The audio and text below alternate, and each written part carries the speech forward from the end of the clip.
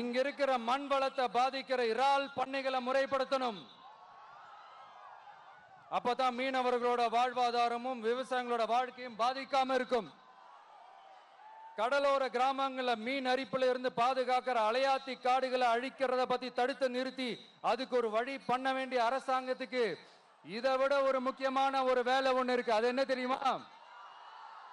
சொந்த குடும்பத்தோட வளர்ச்சியும் சொந்த குடும்பத்தோட சுயநலமும் தான் அந்த முக்கியமான வேலை. இங்க இருக்கிற மக்களுக்கு குடிக்க தண்ணி இல்லாம தவிக்கிறாங்க.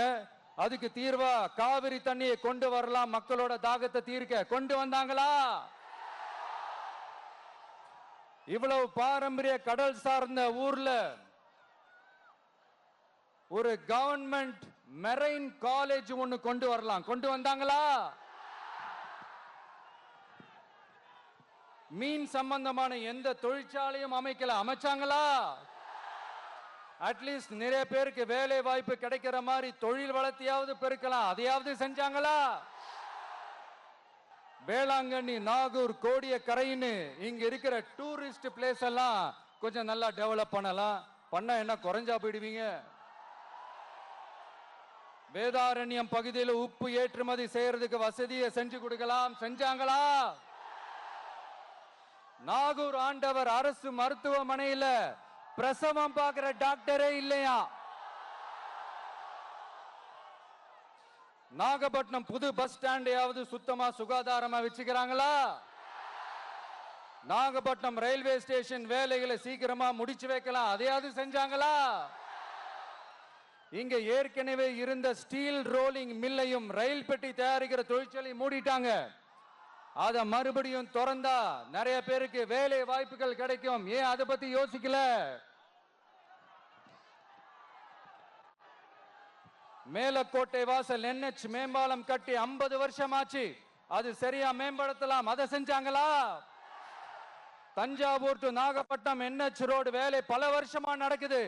இன்னும் முடிச்ச பாடே காணும். அதை வேகப்படுத்தி முடிச்சிருக்கலாம். அதையாவது செஞ்சாங்களா?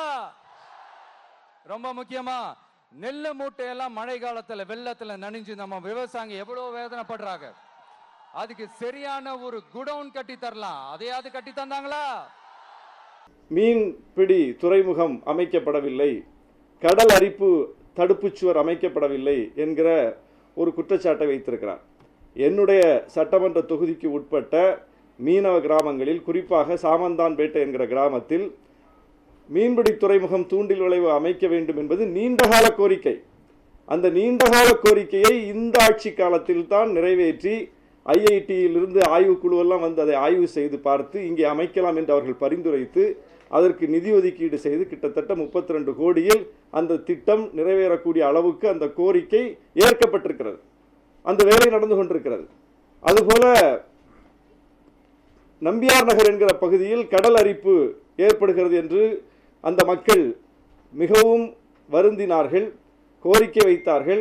கடந்த ஆட்சி காலத்திலெல்லாம் அந்த கோரிக்கை நிறைவேற்றப்படவில்லை.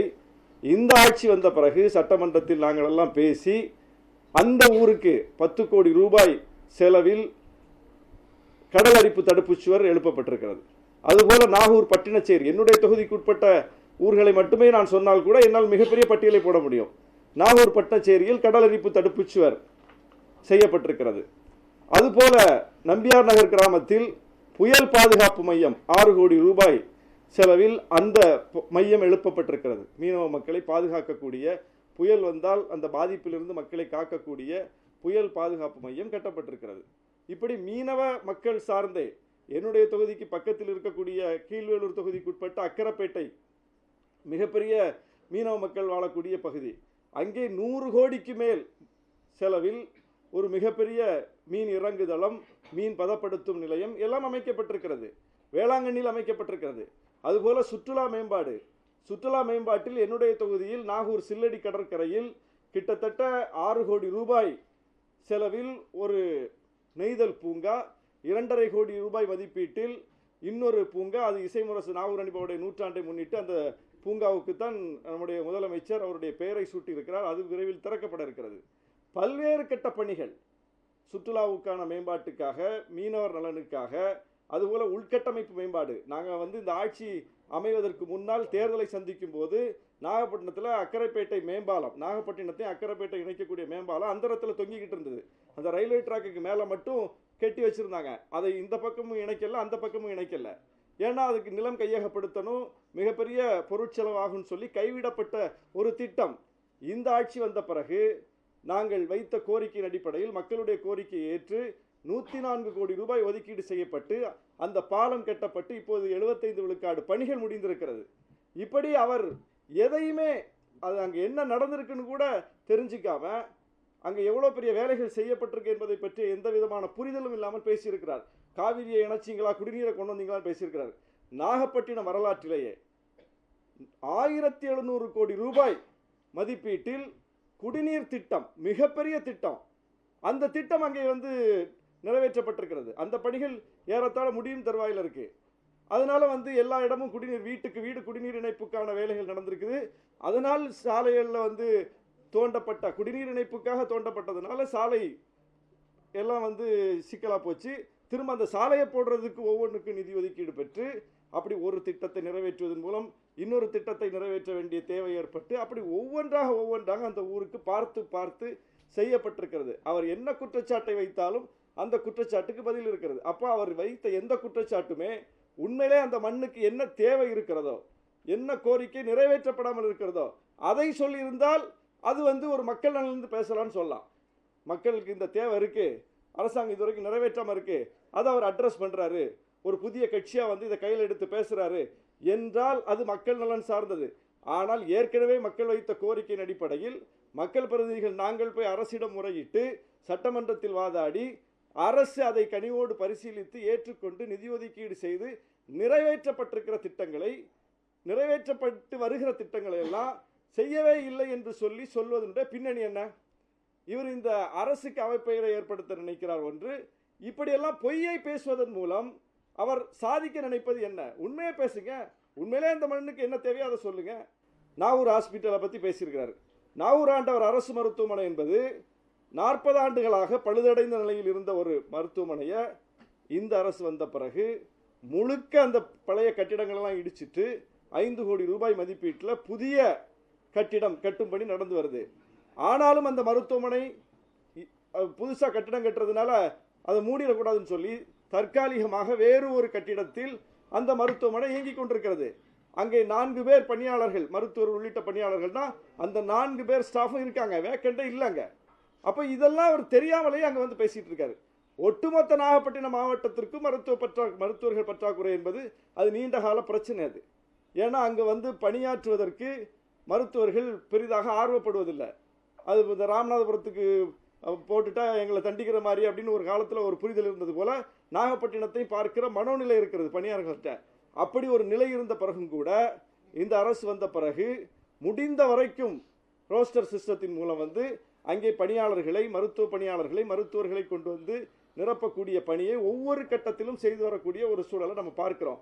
நாங்கள் பலமுறை கோரிக்கை வச்சிருக்கிறோம், அது ஒவ்வொன்றாக நிறைவேற்றப்படக்கூடிய ஒரு சூழலை பார்க்கிறோம். இப்படிப்பட்ட இடத்தில் சுற்றுலா தொடர்பாக அவர் வைத்த குற்றச்சாட்டு, மருத்துவத்துறை தொடர்பாக அவர் வைத்த குற்றச்சாட்டு, உள்கட்டமைப்பு தொடர்பாக அவர் வைத்த குற்றச்சாட்டு, கோட்டை வாசலில் பாலம் கெட்டாமல் இருக்காங்க, பழுதடைந்துருச்சு அப்படின்னு சொல்கிறாரு. கோட்டை வாசல் பாலத்தை பற்றி ஒரு ஆய்வை செய்து பொதுப்பணித்துறையின் மூலம், நெடுஞ்சாலைத்துறையின் மூலம் ஆய்வு செய்து அந்த பாலம் ஸ்டெபிலிட்டியாக இருக்குது, அது இன்னும் பல ஆண்டுகள் தாக்கு பிடிக்கும், தாங்கும் என்று ரிப்போர்ட் வந்திருக்கு. அப்போ பல ஆண்டுகள் தாக்கு பிடிக்கக்கூடிய அளவுக்கு வலிமை பொருந்தி இருக்கக்கூடிய ஒரு பாலத்தை போய் யாராவது இடிப்பாங்களா? அரசுகிட்ட என்ன இப்போ கஜானாவில் நிரம்பியா இருக்குது பணம். அப்போது தேவை ஏற்படும் போது தான் அதை செய்ய முடியும். அப்போ அதையும் ஆய்வு செய்து விட்டு ரிப்போர்ட் சாதகமாக வந்ததுனால அது இப்போ தேவையில்லை, அது இடிக்க வேண்டியதில்லை, அது நல்லா இருக்குது, இன்னும் பல ஆண்டுகள் அது தாங்கும் என்பதனால் அந்த பாலம் கட்டலை. எங்கே பாலம் தேவையோ அங்கே கட்டிக்கிட்டு இருக்கோம். அப்படி எல்லா திட்டமும் நான் பட்டியல் போட்டு சொல்ல முடியும், பெரிய லிஸ்ட்டு. அது அவ்வளோ பெரிய லிஸ்ட்டு தேவையில்லை, தொகுதி மக்களுக்கு தெரியும். அவங்க பார்க்குறாங்க இந்த அரசு அமைந்த பிறகு அங்கே எப்படி இன்ஃப்ராஸ்ட்ரக்சர் ஒவ்வொன்றா டெவலப் ஆகிருக்கு, இந்த 5 ஆண்டுகளுக்கு முன்னால் பார்க்காத காட்சி இப்போ எப்படி பார்க்குறோம் அப்படிங்கிறத அந்த மண்ணின் மக்கள் புரிந்து கொண்டிருக்கிறார்கள். அப்போ இவருக்கு உண்மையை சொல்லி அரசியல் செய்வதற்கு ஏதும் இல்லாததனால் அவதூறு அரசியலை, பொய் அரசியலை கையில் எடுத்திருக்கிறார். அது நீடிக்காது, நிலைக்காது. அவர் ஒரு நாகரிக அரசியல் செய்யட்டும், உண்மையிலே மக்களுக்கு என்ன தேவையோ அதை பேசட்டும். அதை விடுத்து விட்டு அண்ணாமலையினுடைய இடத்தை நிரப்புவதற்கு அவர் தேவையில்லை. ஆர்.என். ரவியினுடைய இடத்தை நிரப்புவதற்கு அவர் தேவையில்லை. தமிழ்நாட்டில் இப்படி நிறைய பேர் நம்ம பார்த்துட்டோம். அந்த இடத்தை பிடிப்பதற்கு விஜய் ஏன் துடியாக துடிக்கிறார் என்பதுதான் நம்முடைய கேள்வி. தவிர்க்க முடியாத தம்ப்நெயில்ஸ், கலக்கலான கண்டென்ட்ஸ், சினிமாவும் சீரியஸ் பிரச்சனைகளும், பல வருடங்கள் இடைவெளி கலகலப்பும் கைகலப்பும், ஏற்ற தெரிக்குதுனாலே டன்னு தான்.